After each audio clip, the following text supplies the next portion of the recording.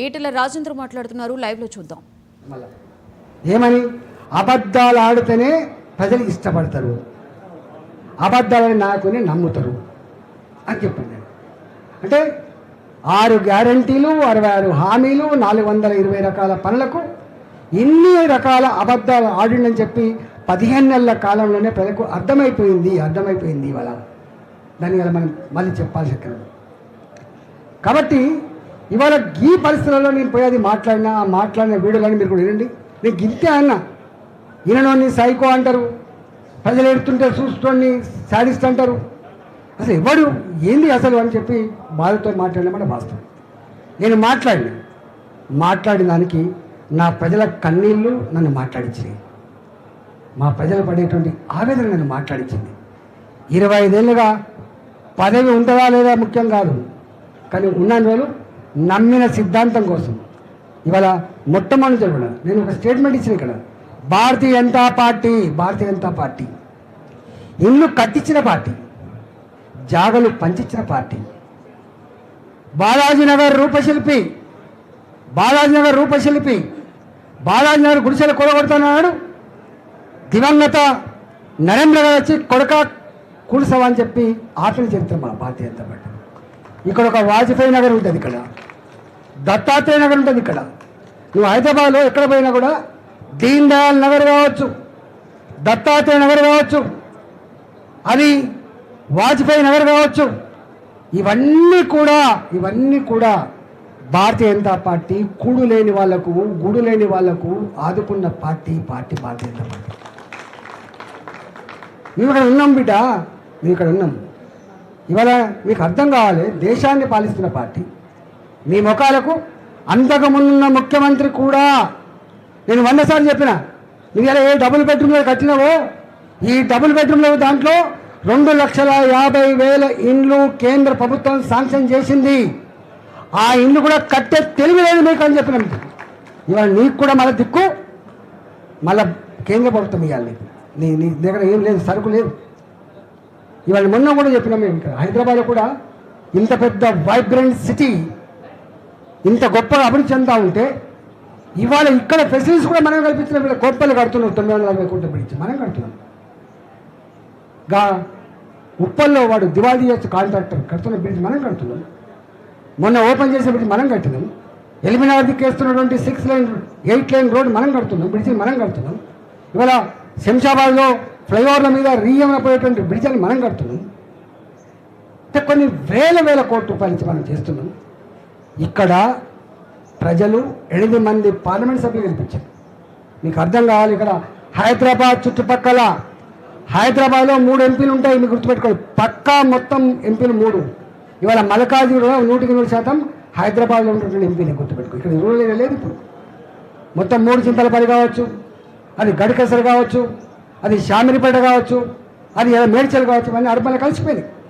ఇవాళ మొత్తం హైదరాబాద్లో 3 ఎంపీలు ఉంటే 2 ఎంపీలు భారతీయ జనతా పార్టీ ఎంపీలు మాత్రమే.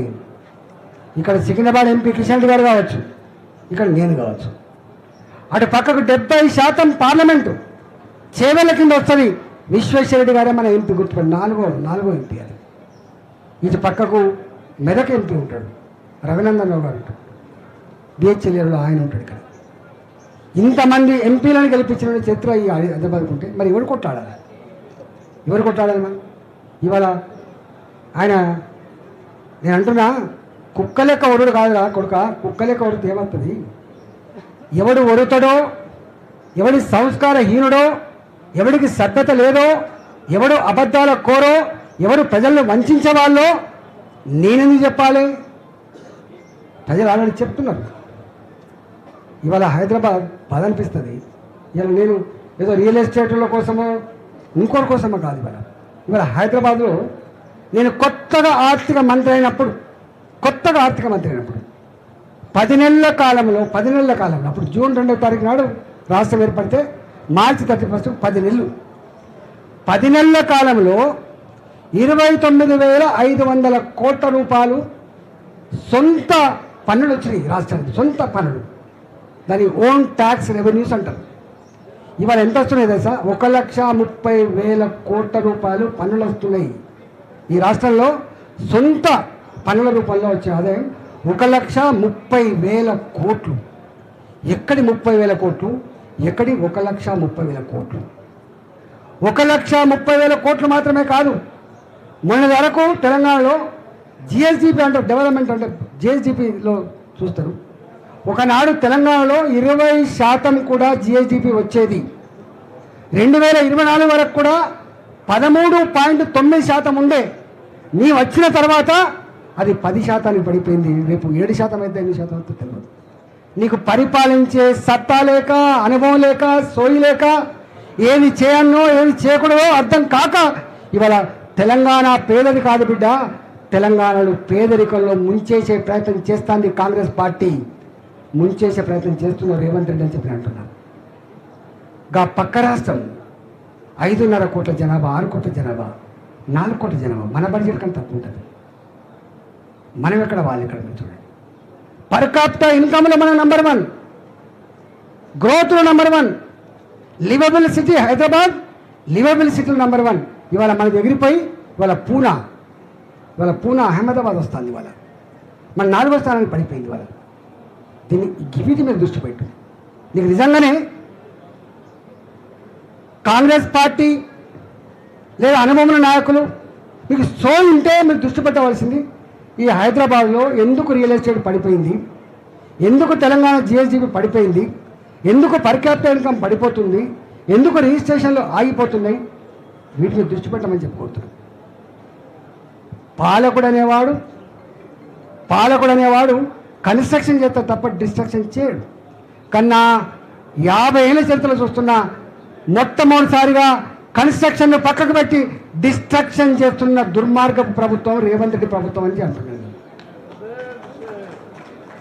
ఇక్కడ పోయి మేము కొట్లాడినాము గారికి, మేము కొట్లాడిన దాని మీద కూడా ఈటల బాధ్యత కొట్లా అని చెప్పినాను. మేము నాకు వచ్చింది వాళ్ళు, సార్ మీరు రావాలి అంటే వస్తా అని చెప్పినాను.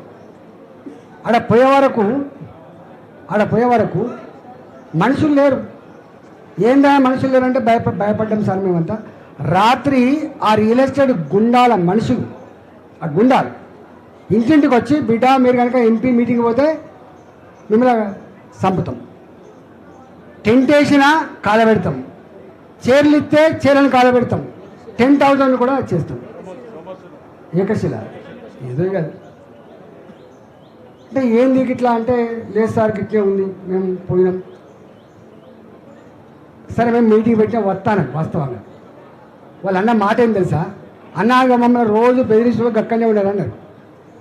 ఇక్కడనే అంటే ఒక ఇంటి దగ్గర తాకుండా కూర్చున్నారు. అంటే ఎంపీ గారంటే విలువ లేదు. ఎంపీ గారు తన పార్లమెంటు పరిధిలో ప్రజలకైనా ఆపదస్తే పోవడానికి హక్కు లేదు. వాడు తాక్కుండా, ఎంపీ గారు పోయి అడిగితే తాక్కుండా వాడు తప్ప లేవని కూడా లేవలేదు వాడిని. మరి పోలీసుడు కంట్రోల్ చేయకపోయాయి, నీ వ్యవస్థలు కంట్రోల్ చేయకపోయాయి, ప్రజలు ఏడవట్టి, మహిళలు ప్రాణాలు అరిచేతో బతకబట్టి మరి ఎవరు కాపాడాలి? నేనన్నా వాళ్ళ ఓట్లేసుకున్న బిడ్డగా నేను కాపాడకపోతే సపటనవుతా అని చెప్పి నేనే బాధ్యత ఫస్ట్ దెబ్బ కొట్టి నేను కేసు కాకపోతే 100 పెట్టుకో. తెలంగాణ ఉద్యమం 150, 200 ఉన్నాయి నాకు. మళ్ళీ ఈ మధ్యకాలంలో ఆ కేసీఆర్తో కొట్లాడిన దానికి మళ్ళీ 70 పెట్టాడు హుజరాబాద్. రోజు వారానికి 2 సార్లు కేసు ఉంటాయి. ఇవాళ భారతీయ జనతా పార్టీ, ఇంతకుముందు మా వాళ్ళు అన్నారు, మా విక్రమ్ శ్రీరాములు చెప్తాను, భారతీయ జనతా పార్టీ అధికారం లేనాడే నీ అయ్యతో కొట్లాడిన పార్టీ. నీ కేసులు, నీ దబాయింపులు వస్తాయా? అసలు అయినా ఇప్పుడు నా ఇల్లు ముట్టడి ఎవరైనా చిన్నది, ఇళ్ళని ముట్టడిస్తారా? కుటుంబాలు ఉంటాయి, భార్య పిల్లలు ఉంటారు. అక్కడ చూసినా మా ఇంట్లో అసలు ఇల్లు ముట్టడిచ్చే చూసినాం. ఏదైనా కలెక్టరేట్ ముట్టడి చూసినాం కానీ, ఓ మంత్రుల కార్యాలయాలను ముట్టడించే చూసినాం కానీ, పబ్లిక్ ప్లేసెస్ ముట్టడించే చూసినాం కానీ, ప్రైవేట్ చూస్తాం ఎక్కడైనా అక్కడ పోతాను. ఇవాళ నేను పోలీసు వాళ్ళకు నేను చాలాసార్లు చెప్పిన, అధికారులారా వాళ్ళు పోలీసులా, ఐఏఎస్ ఆఫీసర్లా, మున్సిపాలిటీ వాళ్ళ, ఇంకోలా అని అంటలేదు. చట్టాన్ని లోబడి పనిచేయండి. వాళ్ళ నీ క్రీమ్ నీ ఏదైతే ఫోకల్ పోస్టుల కోసం మంచి పోస్టు కావాలి, 4 పైసలు ఎక్కువ వచ్చే పోస్టులు కావాలి, కొంచెం గౌరవంగా ఉండే పోస్టులు కావాలని చెప్పి కనుక వాళ్ళు చెప్పిన మాట విని ప్రజల్ని వేధిస్తే ధర్మాన్ని చెరబట్టే ప్రయత్నం చేస్తే రాజ్యాంగాన్ని ఉల్లంఘిస్తే ఎంతమంది రాజశేఖర రెడ్డి పీరియడ్లో జైలుకు పోయినరో నీకు అర్థం కావాలి, ఎంతమంది ఆంధ్రలో జైలుకు పోయినరో మీకు అర్థం కావాలి, ఎంతమంది ఇక్కడ నువ్వు వచ్చిన తర్వాత కూడా ఎంతమంది జైలుకు పోయినో మీకు అర్థం కావాలి. ఇవాళ ఖబర్దార్ అని హెచ్చరిస్తున్నాం. 600 రేపు నీ జేజమ్మ దిగచ్చిన కొడుక ఇక్కడ గెలిచే పార్టీ భారతీయ జనతా పార్టీ గుర్తుపెట్టుకో. నువ్వు అన్నావు, నువ్వు ఏ బుక్ రాసినావో తెలియదు, మా కార్యకర్తలు మాత్రం అన్నీ రాసుకుంటాను, మధ్యలో గుండెల మీద రాసుకుంటాను. ఎవడెవడు ఏం మాట్లాడతాడు, ఎవడెవడు ఏం తప్పులు చేస్తుంది అనుకుంటాను. మా సమాచారం అన్ని రకాల సమాచారం ఉంది. ఎవడు భూములు ఆక్రమించుకుంటున్నాడు, ఎవడు హైడ్రాపేట భయపట్టించి డబ్బులు గుంజుతున్నాడు, ఎక్కడెక్కడ పైరలు జరుగుతున్నాయి, ఎవరెవరు చేస్తుండో మొత్తం సమాచారం మా దగ్గర ఉంది. కాకపోతే 15-16 నెలలు అవుతుంది కదా, ఒక కొత్త ప్రభుత్వం కదా అని చెప్పి మేము వచ్చేస్తున్నాం. నువ్వేం చేస్తున్నావో ఇలా పిల్లి కళ్ళు మూసుకొని పాలు తాగుతుంది అనుకుంటాడు, కానీ పిల్లి కళ్ళు మూసుకొని పాలు తాగచ్చు, కానీ పాలు తాగే తిరుగుతుంది. మీరేం చేస్తుండో తప్పకుండా భారతీయ జనతా పార్టీ కార్యకర్తలుగా ప్రతి దగ్గర ఉంటాం మేము. మా సంస్థ, మా పార్టీ ఉంటుంది, మా పార్టీ అనుబంధ సంఘాలు కూడా బోర్డులని ఉంటాయి, గుర్తుపెట్టుకో. ఎక్కడెక్కడ చూసినా మా వాళ్ళే ఉంటారు, ఎక్కడెక్కడ చూసినా మా వాళ్ళు ఉంటారు, సమాచారం ఉంటుంది. అందువల్ల నేను ఒకటే ఆఫీసర్లు కోరుతున్నా, బానిస లెక్క పనిచేసే ప్రయత్నం చేయకండి, ఇబ్బంది పడకండి. మీ ఎవ్వరిని తిట్టోళ్ళం కాదు, మేము సంస్కారవంతులం, సభ్యత ఉన్నవాళ్ళం. కానీ మా ఆత్మగౌరవానికి, మా ప్రజలకు ఇబ్బంది అయితే పులిబిడ్డల్లా లేచి కొట్లాడుతాం తప్ప రాజీ పడే ప్రసక్తి లేదని చెప్పి ఇవాళ నా ఇంటి ముట్టడి నేను చెప్పిన డీసీపీ గారితో, ఇంటి ముట్టడి మీరు కనుక చేస్తే, నేను ఇక్కడ ఎంపీని గుర్తుపెట్టుకో, నేను ఇక్కడ ఎంపీని, నన్ను 4 లక్షల ఓట్లతో గెలిపించినటువంటి స్థానం ఇది. మీతో అంటాడు అనాథగా ఉంటాడా? రారా నా ఒడ్డరి బస్తీ, రారా నా పనిగిరి కాలనీ, రారా నా బాలాజీ నగర్, రారా నా అల్వాల్ బస్తీ. ఎలా నేను 10 నెలల కాలంలో every day is Monday for me, there is no Sunday for me. పొద్దున ఇక్కడ ఉంటే 100 మంది ఇక్కడికి వస్తారు. ఇది పేదోళ్ళ అడ్డా, ఇది కన్నీళ్ళకి కష్టాలకు పరిష్కారం చూపేటువంటి గడ్డ. ఇది ఇక్కడ ప్రేమకే ఆస్కారం ఉంటుంది తప్ప ద్వేషానికి ఆస్కారం లేని ప్రాంతం ఇది. నువ్వు ముట్టడిస్తా అంటే కొడుక ధర్మాన్ని చెరబట్టినట్టు, ధర్మాన్ని వ్యతిరేకంగా కొట్లాడినట్టు, మాతో కొట్లాడినోడే ఎక్కడో వెళ్ళి కాలకర్మ నువ్వు కూడా పోతావు. మాతో గోక్కోవడం అంటే నాలాంటి నేను వ్యక్తిగా ఉంటానా? నేను 24/7 ఎక్కడో ఉంటా, ఏది పని లేదో కనీసం పెళ్ళిళ్ళ కలిసి తిరుగుతా ఉంటాను. ఇంకా ఏం పని లేదో గుళ్ళల్లో పడిపోయేస్తాను నేను, కానీ రోజు పనిలో ఉంటాను.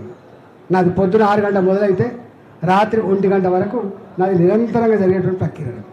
నాకేం భూముల పైరవులు లేవు, నాకేం క్లబ్ల మెంబర్షిప్లు లేవు, నాకు ఇంకేం లేవు. నాకు ఒకటే ఉంటుంది, ప్రజల మధ్యలో ఉండు, రోజు ఉన్నంతలో వాళ్ళకి ఇబ్బంది పెట్టకుండా పోడు. నేనే పోతాను. ఏదైతే మీరు కూడా రావద్దమ్మా అంటే నేను ఇవాళ డబ్బులు పెట్టి నీకు దమ్ము ఉంటేనే అడుగుతున్నా. ముఖ్యమంత్రి గారు నీకు దమ్ముంటే ఒక 10 ప్రశ్నలు ఇస్తున్నా, గుర్తుపెట్టుకో. నీకు దమ్ముంటే ఇవాళ ఎందుకు రియల్ ఎస్టేట్ మొత్తం కుప్పకూలిపోయి హైదరాబాద్ ఇవాళ లివబుల్ సిటీ కాకుండా పోతుందో, హైదరాబాద్లో రిజిస్ట్రేషన్ల ఆదాయం తగ్గిపోతుందో, తెలంగాణలో జిఎస్డిపి ఎందుకు పడిపోతుందో, తెలంగాణలో నువ్వు మొన్న మాట్లాడినట్టుగా చెప్పులు కూడా ఎత్తుకపోతావని చెప్పి అసలు ఏ మీనమైన భాష అనేది. బ్యాంకుల కాడికి పోతే బ్యాంకులు చెప్పులు కూడా ఎత్తుకపోతారని చెప్పి ఏదైతే నువ్వు కామెంట్ చేసినావో, తెలంగాణ ప్రజల ఆత్మగౌరవం మీద గుద్దినావు, నువ్వు గుర్తుపెట్టుకో. ఇవాళ మేము ఆనాడు ఆంధ్ర నాయకులు మాట్లాడుతున్నావు అన్నాం. మేము తెలంగాణ వస్తే కుక్కలు చింపిన ఇస్తారాకైతే అని చెప్పి మాట్లాడిన వాళ్ళు ఆంధ్ర వాళ్ళు. కానీ మేము కష్టపడి తెచ్చుకున్నాం, మేము ఇష్టంగా తెచ్చుకున్న తెలంగాణలో. మేము తెలంగాణ రాష్ట్ర ఏర్పాటులో మీ లెక్క పదల కోసం పెద్ద మూషణం కాదు, సమైక్య రాష్ట్ర నాయకుల కాళ్ళకాడ మోకరిల్లం కాదు. మేము తెలంగాణ నికార్సైన బిడ్డలుగా కొట్లాడి తెచ్చుకున్నాం కాబట్టి మాకు ఆ దుఃఖం ఉంటుంది, మాకు ఆవేదన ఉంటుందని చెప్పి తెలియజేస్తాం. కాబట్టి నువ్వు గచ్చేయి, గా పని చేయి. నువ్వు నీకు దమ్ముంటే పేదవాళ్ళు ఎవరైతే కట్టుకున్న ఇల్లునే 20 ఏళ్ళుగా 30 ఏళ్ళుగా మా బాలాజీ నగర్లో, మా అరుంధతి నగర్లో, మా చెరువుల పక్కమంటి కట్టుకున్న కాలనీలో వాళ్ళకు మంచిగా పట్టాలి. వాళ్ళకి ఆల్రెడీ ఎల్ఆర్ఎస్ ఉంది, వాళ్ళకి ఇవ్వు. బీఆర్ఎస్ ఉంది, వాళ్ళకి ఇవ్వు. గా పని చేయి. డబుల్ బెడ్రూమ్లు నువ్వు కట్టేలా ఇప్పుడు ఒక్కొక్కటి కూడా 16-15 నెలలు గడిచిపోయింది. డబుల్ బెడ్రూమ్ల కాడ ఇవాళ ఇక్కడ మురారిపల్లెకు పోయినా ఇంకెక్కడికి పోయినా తాగే నీళ్ళు లేవు. వాడ ఇప్పటికీ తాగే నీళ్ళు లేవు. 3 ఏళ్ల క్రితం కట్టిన ఆ ఇళ్లకు ఇప్పటికీ అలొకేషన్స్ లేవు. ఈ హైదరాబాద్ నడి పొట్టున ఉన్నటువంటి సికింద్రాబాద్లో కూడా ఇప్పటికి కొట్లాళ్ళు అవుతున్నాయి అలొకేషన్ లేక. నీకు దమ్ముంటే ఆ కట్టిన ఇళ్లను పేదలకు పంచిపెట్టు, ఆ కాలనీలకు కరెంటు కనెక్షన్ని, ఆ కాలనీలకు నీళ్ళ కనెక్షన్ని, ఆ కాలనీలకు రోడ్ల కనెక్షన్ని. గా పని చేయి. గీ పని చేస్తావా? నువ్వు మాట్లాడుతున్నావు నా గురించి చిల్లరగాళ్ళకు కొట్లాడితే దీనితో కొట్లాడే, కానీ రండతో ఏం కొట్లాడతావు? దీంతో కొట్లాడు. నేనన్నా ఒకసారి ఇదే ముఖ్యమంత్రి మళ్ళీ గుర్తు చేస్తున్నాను, నేను అన్న అని చెప్పి భాగ్యలక్ష్మి ఆయనకి పోయింది అన్నాడు ముఖ్యమంత్రి కాలేదు. యాదుకుందా? నీళ్ళతోటి చల్లనీళ్ళతోటి తడిబట్టల మీద రాని ఏడిచిండు. నేను అన్నా నువ్వు దీరుని అనుకున్నా కానీ గిట్లా అనుకోలేదు చెప్పలేదు. నువ్వు దీరుని అనుకున్నా కానీ గిట్లా ఎడతావని అనుకోలేదు. ఏడిచేవాడిని ఏమంటారో మీకు తెలియదు. నేను మళ్ళీ కామెంట్ చేసినప్పుడు నేను అందుకనే దయచేసి ముఖ్యమంత్రి గారు, మంత్రులారా, కాంగ్రెస్ పార్టీ ఎమ్మెల్యేలారా, ఎంపీలారా, కార్యకర్తలారా, మీకు మీ మీద ప్రేమతో కంటే కూడా అంతకు ముందున్న ప్రభుత్వాన్ని బొంద పెట్టాలని చెప్పి నీకు ఓట్లేసి గెలిపించారు. వాళ్ళ రుణం తీసుకునే ప్రయత్నం చేయండి తప్ప ఈ తల్ల ఇల్లు ముట్టడిస్తా, లేదా నువ్వు పైసలు ఇచ్చి పేపర్లో రాయిస్తా, పైసలు ఇచ్చి సోషల్ మీడియాలో రాయించుకుంటా, పైసలు ఇచ్చి టీవీలలో వేయిస్తా, నువ్వు వెకిలి నవ్వులు నవ్వి నువ్వు ఆనందపడితే నీకు నువ్వే ఆనందపడతావు తప్ప ఇంకోటి కాదు. అహంకారం ఉన్నోన్ని చరిత్ర బొంద పెడుతుంది, గుర్తుపెట్టుకో. ఆల్రెడీ నీకు అధికారం ఉందని చెప్పి నీకు ఇలా మాట్లాడ